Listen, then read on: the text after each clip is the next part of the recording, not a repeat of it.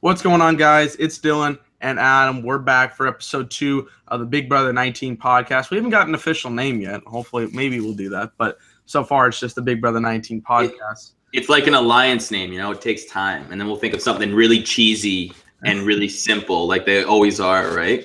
They're always like, there's only been a couple good ones, and it's like, oh, what do we get? The Rat Pack, the Squad. Yeah. They're always just so simple. Yeah. The Elite Eight. So we'll think of some random name. We'll call ourselves the National Champions or some crap like that. Yeah. So with that in mind, this is episode 2. If you didn't check out episode 1 where we talked about every single cast member this season, the first 6 episodes, and why we enjoy Big Brother, check that out. It's 2 hours long. We apologize for the length. This one's gonna be a lot shorter because we're only talking about 2 episodes instead of 6. So it'll be a lot better. I'm here with AC. AC, how you doing today? Good, man. Good. Friday. Cheers.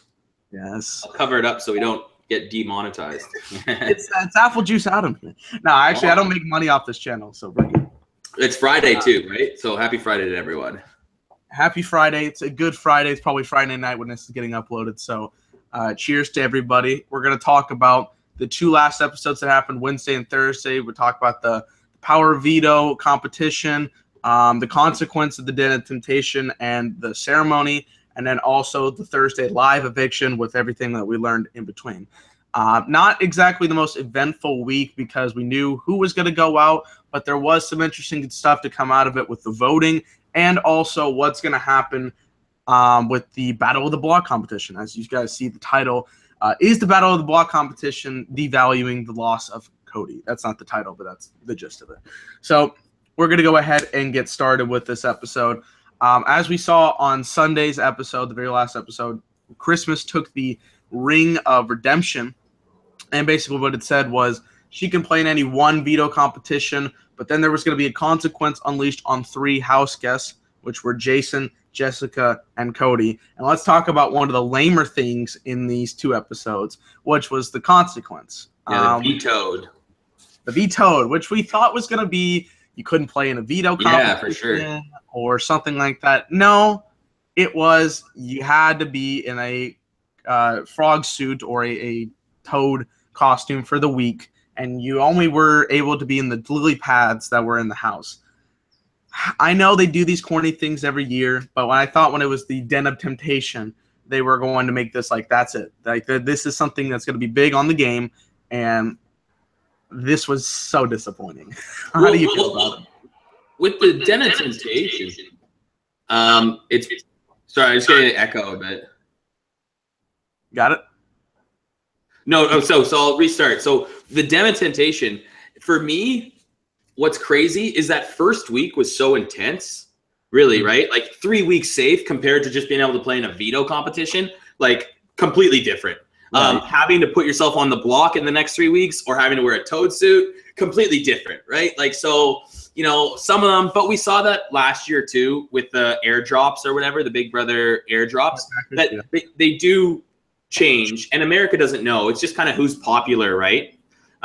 What it's been like, right? No, like America doesn't conspire and be like, well, we want to save this for this guy later. It's just normally it goes from most popular all the way down or whatever's happening that time. Like it never goes like the most popular people are always going to go. Obviously, we said Paul. Christmas hurts herself. Obviously, she gets it. So it's going to be interesting to see who gets it this week because it's a little different. And then you kind of get to see what America thinks of who the best player is. But yeah, the vetoed thing wasn't that great.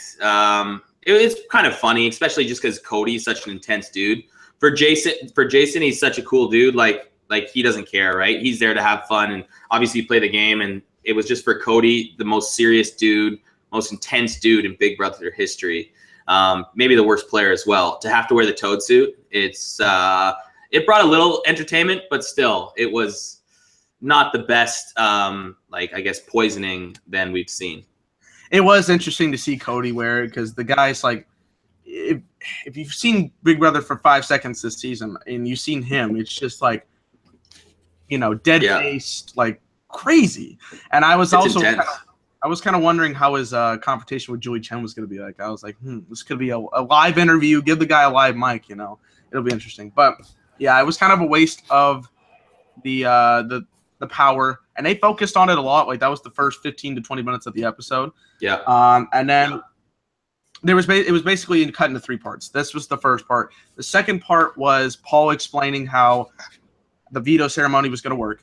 He needed basically Ramses, as you guys heard on the last episode at the very end, he had to put himself up as the 3rd nominee during this, the bad part of the consequence of the detentation, which was going to put a bad plan on whatever Paul was going to do with Cody. And the only way it wasn't going to work was if Ramses won the competition. So for a long time in this episode, it was Ramses, you are safe.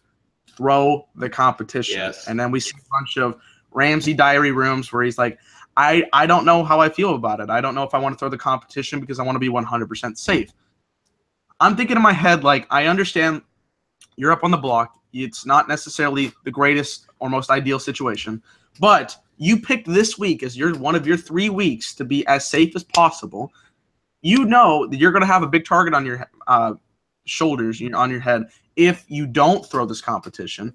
And then on top of that, Cody is the target. Why do you think you're going to be the biggest target in the world? I had no understanding of why Ramses was thinking this. Well, then, and at the beginning of that whole situation, I could see him thinking before the vetoes were picked, the players were picked, right? Because if Cody was picked, and obviously Ramses would be like, okay, I better go full out, because if Cody wins it, and then I'm going to be I'll probably be the target, right? So I could see that. But after kind of it played out, because only 2 names were picked, it played out perfectly, right? With, I believe, Matt and Elena, I believe, were picked. And Elena, right? So it played out perfectly in that situation. Ramses, you know what? I'll give him somewhat credit. He did say, like, I told my mom and my sister I would never throw a competition, which from the outside, when you're just a fan, you're just watching, you're like, yeah, I'd never do that. But like when you're in the game, like the smartest move, everyone was thinking the smartest move was to throw that competition. Don't even get anywhere close to being to winning that thing at all. Just put up. Who cares, right? You can still make it believable. We'll get into the veto comp, because I think a big thing was he didn't really know what was a good time or not. Well, let's say this, though. This was the perfect time to throw the competition. Nobody in the backyard is seeing you compete in this competition other than yourself. Alex had a terrible time, and the only thing that was messing up with her game was, everybody thought it was funny. So, it was also good because, okay, let me explain the competition. So the veto competition starts, and it's everybody going one at a time, and it's like an airport.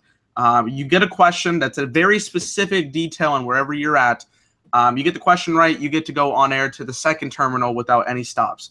You miss the question, you have to go through a task that's time consuming in its way. Like you'd have to punch all the boards, or you'd have to equal 3 items that would cost $19, because a lot of them, according to them, don't know math.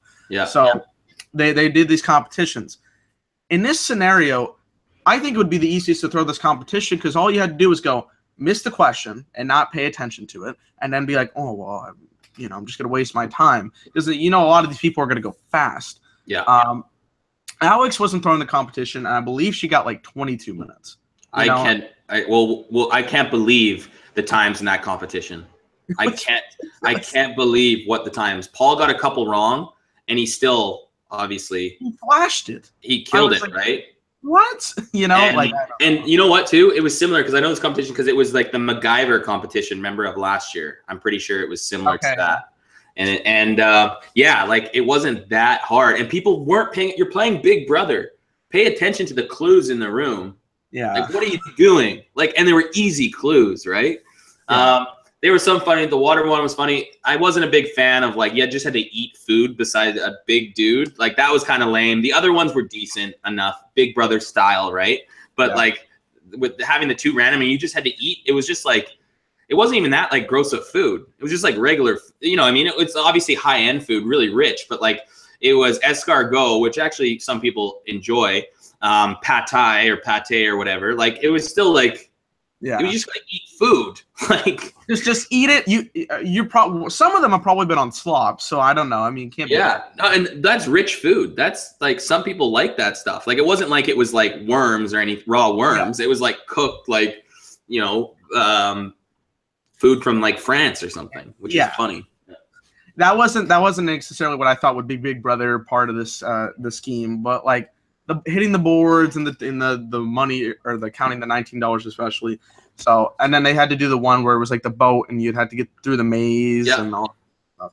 So yeah, it was an entertaining contest to watch. And what they did was they lumped the veto competition into 3 parts. You got to sell Paul's perspective, everybody else's perspective, and Ramsey's perspective of it during the competition, which I thought was smart because nobody else in that regular 4 really, is going to play a big part in it. But they showed the times. Josh got 7:48, which I thought was impressive. Yeah. I do. Okay, we got a comment from Crypto, who is normally on our wrestling videos. He said, "How can you hate Josh and all this stuff?" Look, it's not that I don't think he can't be well in competitions. He technically almost got 2nd place in this competition. Yeah, so, no, for sure. He's certainly there, but we'll talk about it in the veto ceremony. We'll talk about it in a minute. Yeah. He has this personality of himself where he plays the victim, Like I don't want to side. He does. Yeah, no, and I don't want to. And I totally agree with you. I have nothing against the guy, and I don't want to say because I think Cody and Jessica definitely crossed some lines.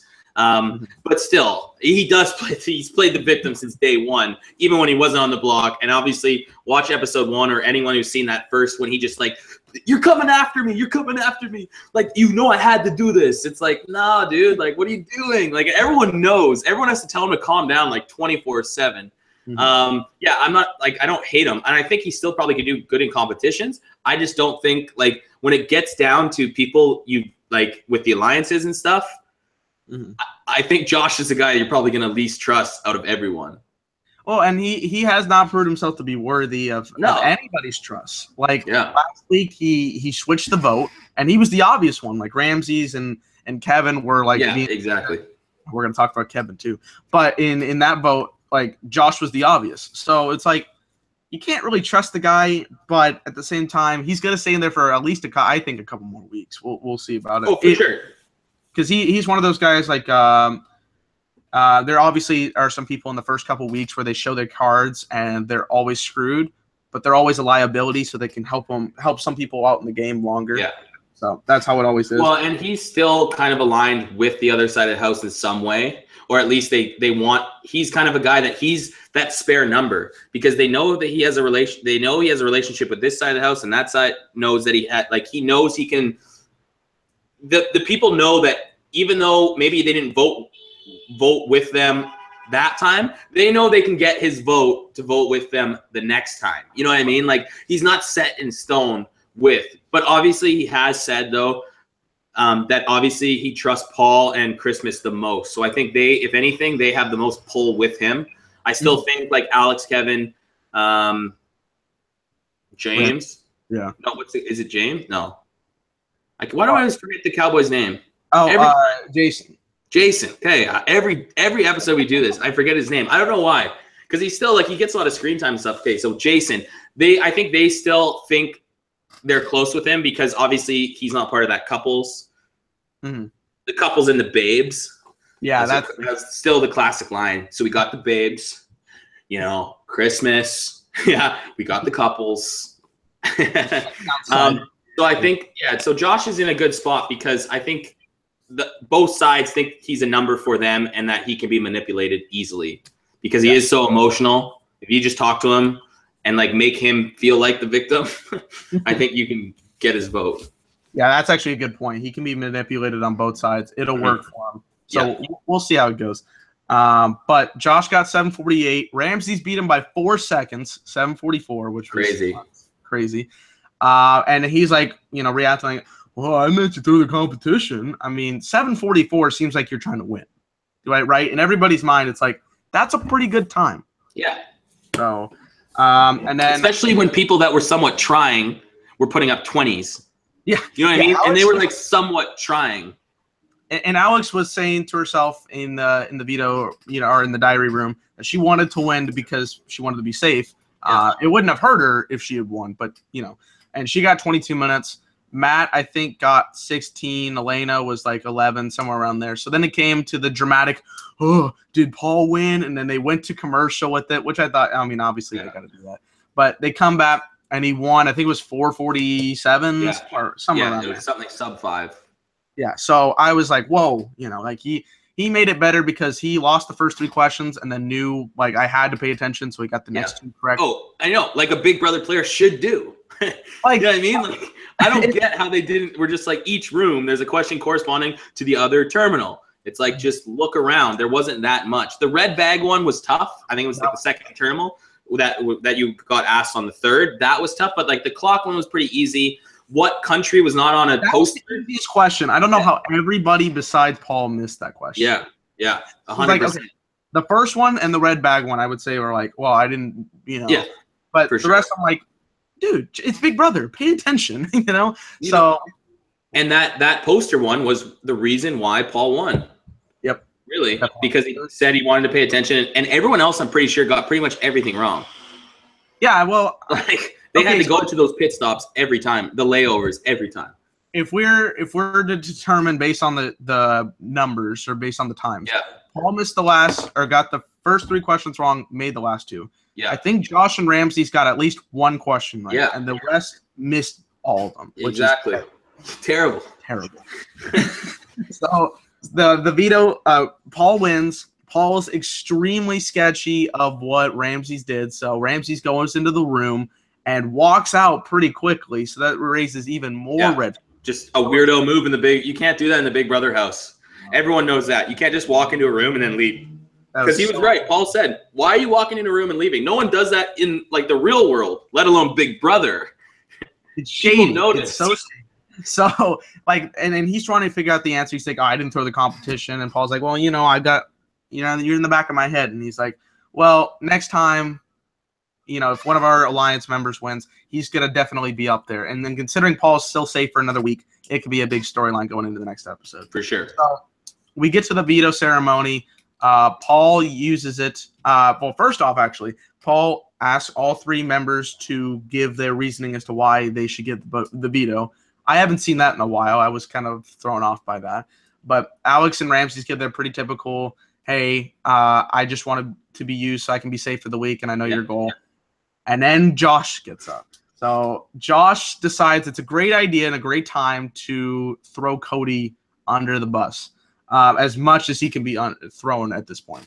He calls them snakes. He calls them liars, manipulators, meatball. I don't fucking know what that was. Just kind of like a jock. I think that's what he's trying to get across. And then a loser. You are a loser.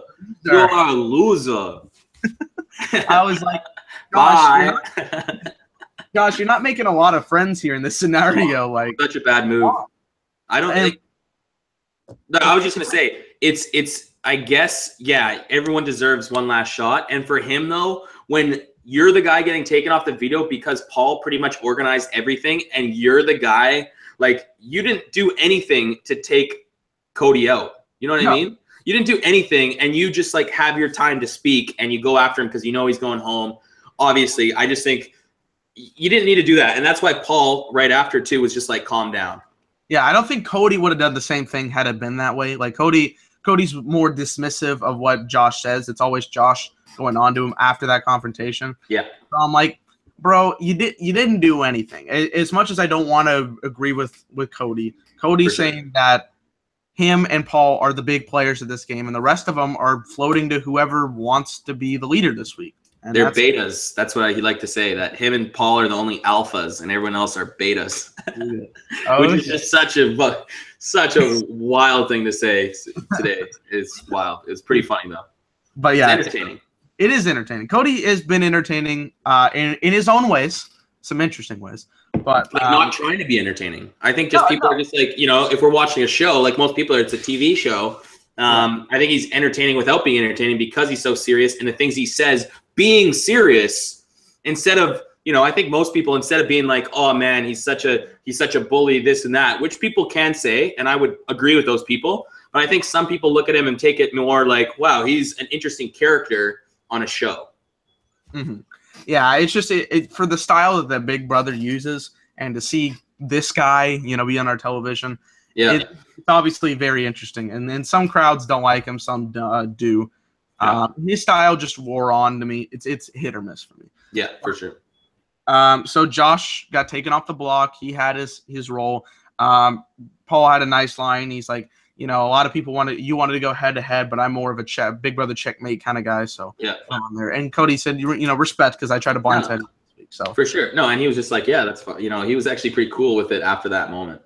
I think he got the respect from Paul there. So Cody's on the block, and we end the episode with Ramses, Alex, and Cody being on the block, with pretty much all of us knowing who's going home. Yeah.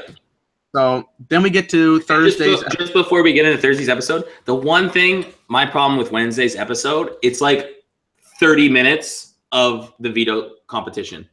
You know what I mean? It's just like you're watching Wednesday, and you get the kind of the fireworks at the beginning, or you get a couple things here and there, and then it's all right, and get a little gameplay talk, and then it's literally 35 minutes, and the show's only 42 minutes long, so let's just say 25 minutes of veto ceremonies of them going through, which I guess is somewhat entertaining, seeing people do competitions really bad.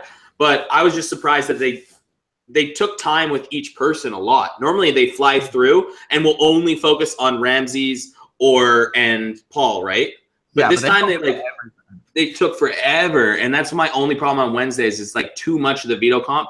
I guess this one is a little different because it is individual. It's not all doing at once, but I hate those Wednesday episodes because everyone loves the gameplay. The competitions are fun, but you don't need to see the competitions from the people that don't even care and don't even need to win. I think they kind of did that because they focused on Paul, they focused on Ramsey. They did extend a lot on what the rest are doing, but exactly. But that's just my only thing on Wednesday. Sometimes I just wish there was more content rather than but it is Wednesday show is all about the veto, so I understand that as well. And I also feel the complete opposite about Thursday, because they do so much padding of the episode to get to the live eviction, and then the live eviction happens, and we don't see that. We haven't seen any of the household competitions. We've had I'll get to this, but I am the only spoiler guy is on Thursdays after the episode. Okay, so we both know who won HOH. Yes. No, I don't do any spoilers, but I cannot wait till Sunday to find out. I think that's the stupidest thing, is when you don't get to see till Sunday who won. I need to find HOH, and the rest, I'll let it go, whatever the TV shows me, but I need to know who wins HOH that night, because if not, I can't wait till Saturday to find. They were just doing the competition. Obviously, 4 days have happened to the next episode. I got to at least know who's HOH, and maybe we could decide if we tell people or not, but maybe not. Well, I'll leave this. I'll say specifically spoilers, but I know that's the same thing. I feel the same way. I'm like, it's an endurance competition. I gotta know who it is. I don't even need to know the nominations. Yeah, exactly. I don't know who this person has nominated for eviction yet, but I do know who it is, because it's like, what the hell? You're leaving me on such a big cliffhanger, and it's gonna come back on Sunday. So yeah, it's big, but too long to wait. And I like the head of household competitions. They just they take forever to show it because it's on Sunday. So I'm the biggest fan. So then we got into Thursday's episode, and basically every single eviction episode is, we're gonna pad out the episode with some okay to interesting stuff in there, and then the eviction. But we did actually get an interesting part in this. I don't think there was anything really that much to talk about before. Actually, no, there's two parts. So Cody has decided that his game was obviously ruined, so he's going to help out Jessica in any sort of way possible. So he goes to try to mend some fences and talks to Christmas. We saw both interactions with Jessica and Christmas and Cody. The Jessica and Christmas one didn't work. Not a single thing worked about it, because Christmas realized this is at a very peculiar time when Cody's leaving. Jessica's back's against the wall. She has no friends in this house. Even the outsiders are probably not going to create that scenario. So, they didn't really have a good conversation because they were kind of yelling at each other and scrapping back and forth. So that was not very good. And then Cody was telling her this complete bullshit lie that one or two people knew about the head of household, or him deciding the backdoor plan and getting Christmas out as well. Mark and Dominique. Why those two people specifically? I guess he wouldn't. I guess the reason why he did it is because he knew Mark was the closest with him. You know what I mean? And people knew that. Besides, because I feel like if you said Matt or Raven, no one would care. You know what I mean? Yeah. Or no one would believe you because they've just been, you know what I mean? Like they're pretty trustworthy with the groups they hang with, and like they haven't said a word about gameplay at all that we've seen. I know obviously they're doing it, but yeah, I think Mark, because I think he's obviously talked, and Mark wanted to get Paul out in his diaries, so that wasn't technically a lie because obviously it was Cody's idea. But when Cody was in power, Mark went up to him. He's like, "Yeah, man, let's do it." You know what I mean? Yeah, that's true. Actually, was actually down for that. And then Dominique, I think, because she's an outsider, she's not part of a couple, and she's kind of an outsider. Because I did see something that I think Paul and Christmas have been sharing the same bed a lot of times, so I think they're starting to couple up a bit as well. Yeah. I didn't think about that. Paul's got himself a cougar. It's weird because like Paul's like this gothic like fashion designer kind of thing, and then Christmas is a fitness like athlete. Yeah, I guess they have tattoos, and like I guess Paul's somewhat works out and stuff. So, but yeah, no, but now they're kind of coupling up, right? And then so I think Dominique was an easy one because she does like to talk a lot. So I think you just throw those two names out, and people can kind of we'll start guessing more than if it was Matt or Raven. And she has been like not so loyal to this group. Like it could be decided that she was on one side of the house and going to the other. So it could work that way. So that was interesting. And Christmas sort of believed him, but also was like, you're also kind of throwing people under the bus because you're leaving. So take it with a grain of salt, basically. They did also do a medical update on her. She did need surgery, so I'm guessing she did break her foot. Which is ludicrous. They even gave her the option, but whatever. And then obviously we'll get into the vote, but she threw a curveball for sure. For sure. We'll get to that. So they gave her an update. She could either leave the house or go on surgery Wednesday, so technically 2 days ago. She wouldn't be at the house during the eviction, which I think was key.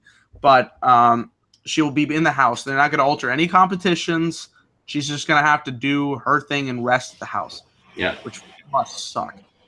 But she decided to keep it, and Cody acted like a complete ass in this segment by leaving right after she announced it. Like, everybody was having an okay time, and they did the Dominique cake thing, and Jessica was crying. I'm like, come on, it's not that bad of a situation. You're kind of putting yourself in a pity party. Yeah. So they did that. And then I think the biggest segment they did on Thursday besides the eviction was the talk show. And I had seen this on After Dark a little bit, but I didn't know what they were doing with it. I didn't know if they were ever going to show it, and I guess they did. Yeah. They've been doing this for the last 2 weeks, where Dominique's had this talk show, and she would invite people, and it was actually interesting this week. Maybe that's why they aired it. Yeah. So Cody was put up on the spot for one of these. She was not interviewing the nominees, and she talked about how she asked the question, she's like, hey, okay, so what do you think about day one? And immediately throws Paul's name out there, said, I didn't like Paul. And I was like, well, great start. And then talking about the whole move itself and the whole Dominique brings up the alliance, which was a big no-no. Paul really hated that, and a lot of other people did too. It's like, why would you tell other people in the house that they were forming an alliance, because they could be big targets down the line, especially with the new HOH. Yeah. But that was a huge no-no. And then Cody was talking about how there was at least 1 to 2 people that knew about it, and everybody's like, who knew it? So they were obviously calling out on his bullshit. Yeah. Mark actually spoke up, which we haven't seen a lot in the show so far. He's like, well, who did you talk to? Who did you tell? And he's like, I'm not going to tell. I'm not going to tell. Which I think is such a, Bush League kind of move right there. You're going to put people out there and spread the rumor, but you're not going to tell who it is. Oh, for sure. But a classic Big Brother move, too. Mind games. Oh, yeah. Stupid. Like, obviously, human to human, it's not a good move, but we've seen it thousands of times. Like, the Starkey, like, I'm not telling. You know what I mean? Even though you're and then one-on-one, you're spilling everything. But then in front of everyone, you're like, oh, no, I'm not telling. And it wasn't even true, right? It was like, I remember. For sure. I remember a long time ago, season 9, in the first week, this guy's telling another guy, that he's hearing people. Well, he's talking to like a certain group or whatnot, and he's calling this one guy in the house a snake. And then they did this duo partners group. So when his partner came out, he's saying, "Oh, well, people in the house are calling him a snake." So she brings it up to him, like, why would you tell the partner of it? So then they confront the whole house, like, who's calling my partner a snake and whatnot. Yeah. And then they confront the guy who's starting the rumor. He's like, I don't know. I mean, I didn't say it. It was somebody else. So clearly got pulled out on his lies there. But it did create a little bit of chaos in the house, thinking like, whose side is everybody on? Why would Cody say this if it wasn't true? Yeah, and all that stuff. So. And Kevin was a good host of that show, or the announcer. I just like his role in the show. Can we just get in one thing that we didn't talk on was when Paul told Kevin to go talk to him. Yes. Like Kevin has no subtlety. He's not even subtle talking to Ramsey's like he's supposed to talk to him. He's just like, yeah, we got people upstairs, we got people upstairs. You're gonna do this, right? We got a lot of people talking, like you gotta do this. And then he's just like, I look old, huh? And like clues out like right away. And Ramsey's like, yeah, you look great. He's like, yeah, but you gotta do this, man. A lot of people got you gotta throw this comp, man. Like, you know what I mean? Like he does, because he's so honest. Like he doesn't know how to really he was so forward talking to Ramsey, you know what I mean? It wasn't just like, hey, what are you gonna do? It was just like, people upstairs talking, like just pretty much saying that pretty much Paul sent him down. You know what I mean? Being like, hey, you got guys upstairs there. You got them. They're gonna wonder what you're doing. And if Ramsey's is thinking in his head, like, no shit, Paul has sent you down here. You're not doing this on your own authority. Yeah. And it's not gonna help you whether or not I throw it anyway. So. And he didn't. You could tell when Paul asked, he did not want to do it. Like, what? He's like, okay, sure. Like, you know what I mean? Obviously he said sure, but like when he first asked, he was just like kind of like blank face. He's like, okay, sure. Like no idea, no planning, like just go down like, hey, Paul's pretty much telling me to tell you, you got to do this. You got it. Yeah. He's my early candidate to win the 25,000 fan favorite because the way he just acts. Which would put him at 50,000. Like if he didn't win and then won the fan favorite, 50,000, like that's worth it. That's so worth it because the way he plays is amazing. Because everybody thinks he's so loyal, and it's so yes. Yeah, no, I want to see it. I want to see if he's able to. I don't think he's a guy that's going to be studying. You know what I mean? No. I don't know, like if he even can win a comp. Like unless it's one of the random ones where like kind of like the Candy Crush one. You know what I mean? Which are somewhat random, or like I know in Big Brother Canada they had one, or I think they had it on Big Brother last year. The one where you toss the catapult and it goes into a number. Yeah, they do. Yeah, like just like how they kind of have the random HOH or ones that are just like anyone, doesn't matter if you're fit or you're smart, it doesn't matter. Like you have a chance to win. Yeah, they'll probably have that competition, and Kevin will get to it. Yeah, but just seeing this guy, he's so smart and so weird at the same time. It fits. So then we get into the HOH, the eviction ceremony, where they talk about it. Everybody, Alex and Ramsey's give their speech about how they want to stay in the house. And Cody knew he was already out, kind of did another like last kick of the horse thing, where it's like, he called out the one person in the family, and then Jessica didn't speak to anybody else. And he's like, don't be a beta. Yeah, and I was like, oh my God, stop. So the eviction ceremony starts, and I was shocked at the beginning. 3 votes to evict Ramsey's right off the top. And I'm like, did they not clue any of us in with this? Like, were they trying to make it a swerve? Because first was Jessica. I knew it was going to be Cody. Yep. Then Kevin evicted Ramsey's. Like, he's just mind-fucking because they don't even know. They don't even know what Kevin's going to do. And they wouldn't even suspect him being the votes. And I did when I was looking up the HOH, I searched Big Brother updates on Twitter because I thought it was the easiest. And they were showing conversations during the head of household competition. Yeah. Paul and Matt were talking, and Matt's like, "Do you think Kevin voted for Ramsey's?" Yeah. And Paul's like, "No, didn't happen. Paul wouldn't do that." So even the smartest guy in the house thinks it's not happening. I know it's the best, dude. Kev, good old Kev. He's so smart. Like he's just like he knows that he can play this card where he's he's older age, and the people appreciate him because he's a dad and they trust him. That's 2 weeks in a row too. Yeah, he did it last week where he voted with Cody. With Cody, right? Yeah, and then. So this week it happened again. He voted for Ramsey's, and then we got the live phone call from the hospital from Christmas, and she voted Ramsey's.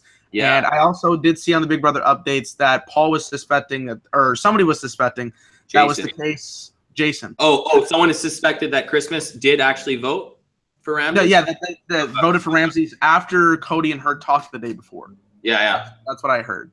So if that's the case, that makes a lot of sense. And now people are going to suspect that she's a target. And that might be the new HOH's target. So I was freaking out because they went to commercial 3-0 Ramsey's. I'm like, are you people this stupid to not evict? No, I actually was just like, I was watching my girlfriend. I was like, is this going to actually happen? Like, there's no – and then I was like getting myself way too pumped up because I was just like, this cannot actually be happening. But I'm like, it might. Might. Like, it might. I tweeted out right during commercial. I'm like, there's no freaking way Cody stays. But I'm like, it made like if you want Cody to stay, like for me, not because I like him, because I think it's good for the game and good for the show. I'm like, whoa, this actually is gonna happen. Because it was a 10-person vote. He only needed 3 more votes to get there, 2 to tie. Yeah. Would have gotten that out. So they did the last votes, and everybody else voted for Cody. So no shocker there. Cody gets eliminated 7-3-0. And right after he gets out, Paul's talking in the house like, very surprising, very interesting vote there. So he knows something's fishy. So they get to the live interview with Cody, and I was interested to see what kind of words he was speaking with. And Julie's like, you're a smart player, you're a smart guy, you're good at competitions. Do you have a social game? Just straight out says, do you have a social game? And he's like, I thought I did, and kind of says some stuff, kind of calls everybody out in the house. It was more of a refreshing live interview because a lot of them are just like, they're always like sports personalities where they're always kind of giving the politically correct answer. Like, for sure. Yeah. It was a good competition. I had a lot of fun. And Cody just didn't give a shit. Well, and he came across a bit more honest. Like he did kind of trash his game. You know what I mean? Yeah. Like he did know that he was horrible and like kind of joking with Jessica, being like, yeah, Jessica tells me I'm probably the worst Big Brother player of all time, which maybe he is. It depends what happens. Obviously, you'll tell what happens after, like at the end of the interview, because his whole demeanor changed like that. He became, by the end of that interview, when obviously what you're going to say, his demeanor went back to Cody, Big Brother Cody, and he was intense. It almost looked like he was going to start crying. Because he was excited. I mean, he was excited. Yeah. So they were really grinding up. He was really grinding on his own game. He still said that he wouldn't regret making that move to Paul because nobody knew the Den of Temptation was going to happen. No, and that's what he said. And he was like, it's kind of stupid because it did screw him over. Yeah. Because if Paul doesn't get that Den of Temptation, like we talked about it, I know you kind of think that Paul would have been able to stay. I kind of believe that too, but it would have been tough because he would have still had his alliance in a way, and then going against everyone would probably let's just get the veteran out right now. Yeah, I think it would have caused some stir up, but he would have probably gotten out anyways. Yeah, I agree with that point. But so then Big Brother, of course, they always got to do the twists and the turns, and Cody informs him that there's going to be a Battle of the Block competition. So the first 4 evictees, Cameron, Jillian, Cody, and whoever gets evicted on this next week's eviction will play in the Big Brother Showdown on that Friday after. So that'll be an interesting addition to our talk on Monday of that week. But so that's going to happen. The Battle of the Block competition is going to happen. And you're like, so Cody's going to win it, right? Because nobody else is so fit to beat Cody. Yeah, unless right now, it's like Matter Mark or something like that, right? Or even like Christmas with a bad foot, right? Like if that's what we're thinking is who's going to go out, or you know what I mean? It's going to be it's Cody's. And you know what? These competitions, because everyone's been out of the house, they're normally not like smart competitions or thinking about the show or stuff like that. They're normally always physical competitions, right? Or like didn't we see Nicole come back in 17 because of like throwing the balls, and it was kind of like a scoring game. Yeah. Remember that? Like, it could be something like that, which is not that much skill. It still is, but remember Nicole came back. Not when she won, but that her first season. It depends. Like, if Christmas is in there, they're gonna do less competitions because true. But I don't think she's gonna. Well, she might. I mean, we'll see. Yeah, we'll see. We'll end it after this, and then we'll tell people we're gonna have a spoiler, and then we'll go on to that a bit what we think for Sunday. So we'll end this up. Yeah, okay, gotcha. We'll just tell people, okay, stop right now if you don't want to know who HOH is. But or I think even obviously this is the second episode for all you viewers. If you do want to know from us instead of Googling it, all we're gonna do is let you know who won the HOH because, like Dylan and I have talked about before, we're guys that I don't like any spoilers besides the HOH because you never get to see until Sunday who wins, and that's like 4 days of gameplay you're missing. So at least we need to know who wins HOH. So maybe this is your one-stop shop, the Big Brother podcast, to know who won HOH. On Google, watch this. On every even episode, we're gonna have that there. Yeah, sounds good. Yeah, so we'll do that. So, but right before the end of the competition, or right before we go off the air, Julie Chen informs us that there is going to be some way that the house guests can reject the Battle of the Block winner. Yeah. What? This makes no sense. Like, wait, do they pay? It has to be some kind of random luck. Because if they say no, that's, like if they just randomly say, no, we're not going to let this happen, then why have the swerve? Maybe it's the hex. Maybe it's the drop, right? Because we've seen everyone's just taking the temptation. Yeah. When will we ever see someone not take the temptation? Because I guess the poison or the consequence is never about them, and they know that. So if you get America's drop, I bet you it's going to be like that, and they're not even going to know what the consequence is. Just like Kevin didn't know the consequence would be Paul. Yeah. Well, actually, we'll talk about this time. This is the last Den of Temptation. They announced that on the episode that this was going to be the final Den of Temptation. So if it's the Battle of the Block scenario, that could be a huge last thing there. So it'll definitely be interesting with the Battle of the Block competition. I think I don't want to say rigged, but I feel like it's in the favor of Cody to be have the scenario happen so he can stay in the house and do his thing. But like we talked about, I don't notice as much on the American, but like me being Canadian, I watch the Big Brother Canada, which the characters aren't nearly as good, but they tend to manipulate it a lot more than the American one. So like we were saying before, it's like they have all these competitions already.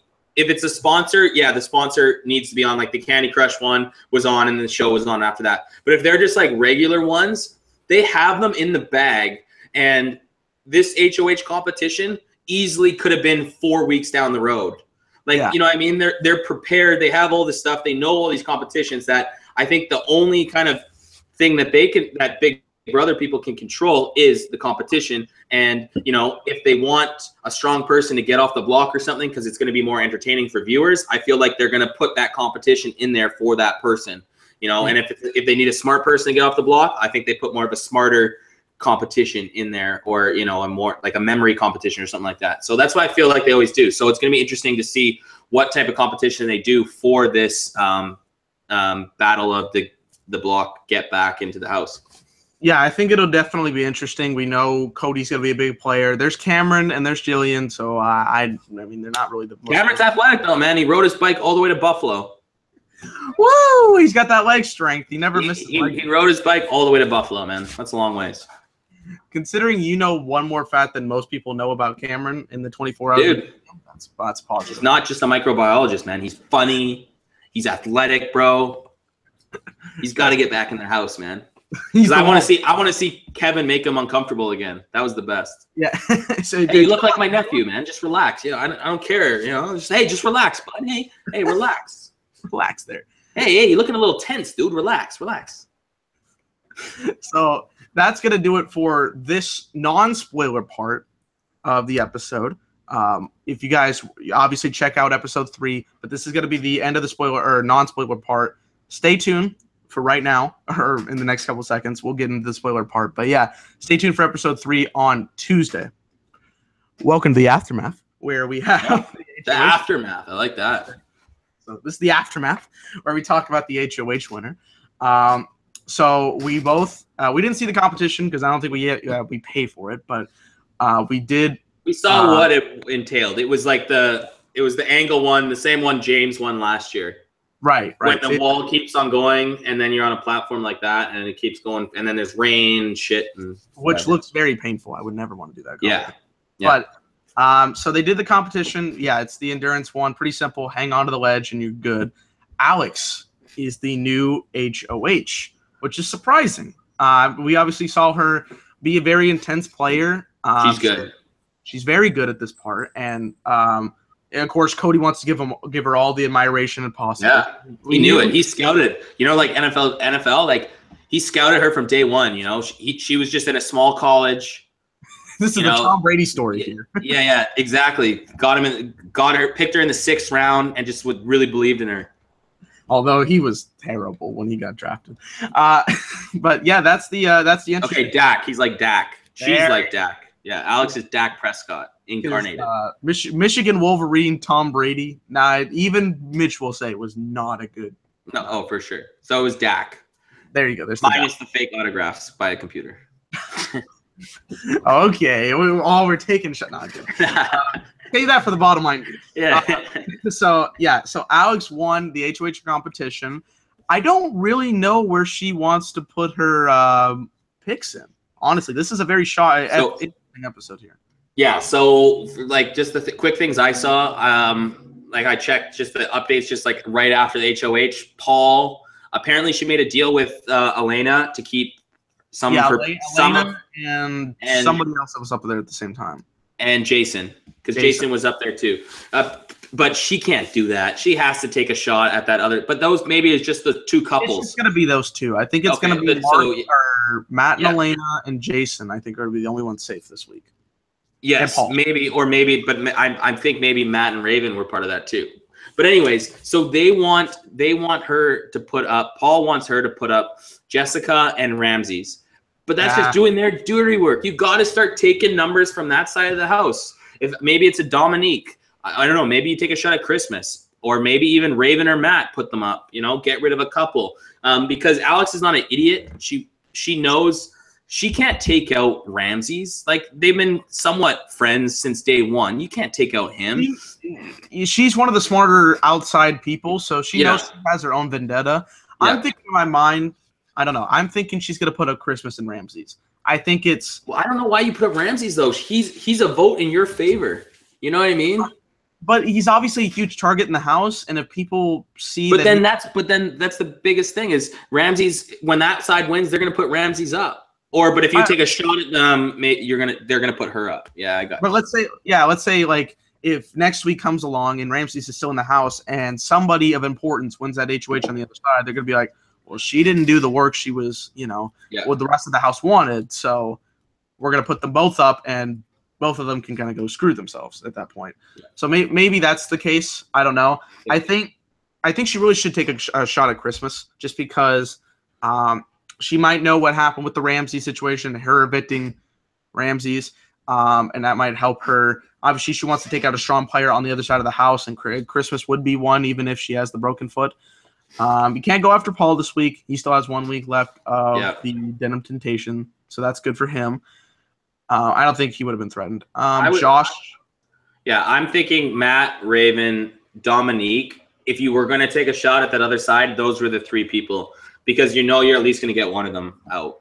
Dominique might be certainly one for this week after the confrontation at the house, the interview. Although Alex wasn't a part of that, she realized that there was a group going against her. So that might be a case.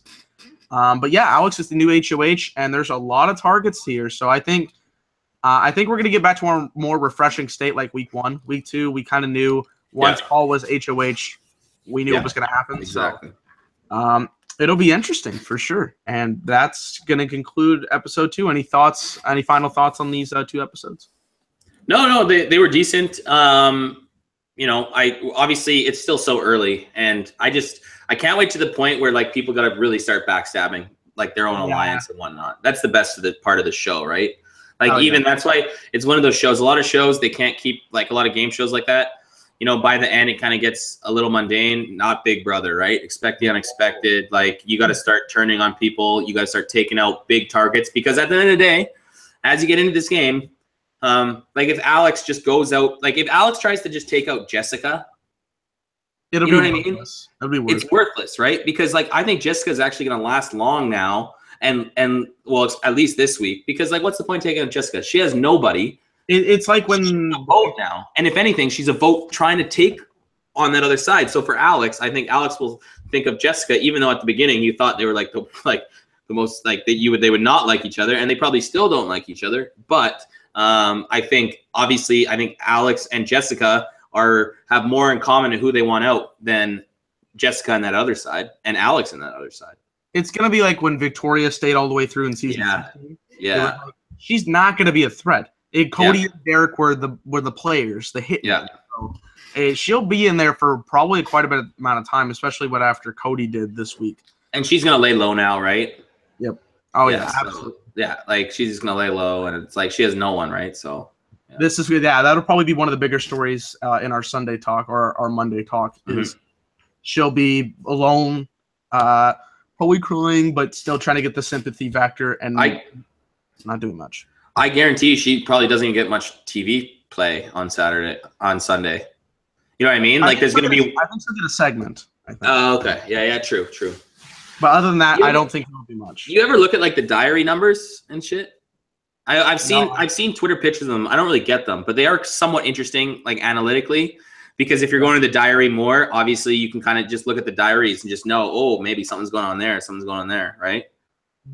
I actually don't check up on that. That might be interesting to look at. There's like a chart that says how many times they visit the diary a day, and then some people are like 10 more times than someone else, right? Like obviously Cody and Paul were all over it, right? And then it just depends on who's popular. Yeah, somebody like Elena or Raven are going to get like 3. Yeah, so. Exactly. So that is going to do it for episode 2. We thought, pretty self-explanatory episodes to get Cody out, but there is some interesting plot lines to go into next week's episodes with the Den of Temptation being the final week, the Battle of the Block competition, and Alex as the new HOH. Yeah. So that is the aftermath section. Adam, you got any plugs before we head out? No, just keep it here. Follow Bottom Line View, and also your channel here at the WWE Shield for the Big Brother, because we're going to keep on doing this. I enjoy it. So, and post your comments below, whatever you think. Well, let's get people involved. We're just 2 guys talking about Big Brother. Maybe you guys have a different opinion. We'd love to hear from you. Yes, sir. We love the fan interaction. On our other channel, the Bottom Line View, we have different sides. We obviously have different things we like to talk about here and there. So. This channel, the WWE Shield channel, if you've stayed tuned, is where we talk about more of the entertainment side that we enjoy. Yeah. I'm going to hopefully do some more videos about music because I can't do that on the other channel. So there'll be some more content on the way, but we enjoy doing these Big Brother podcasts because it's fun and entertaining for us to talk about it and see other people's perspectives. So stay tuned for Monday when that comes out, Monday night. I think that's about it. So stay tuned for more content on the way. Thank you guys for watching. Peace.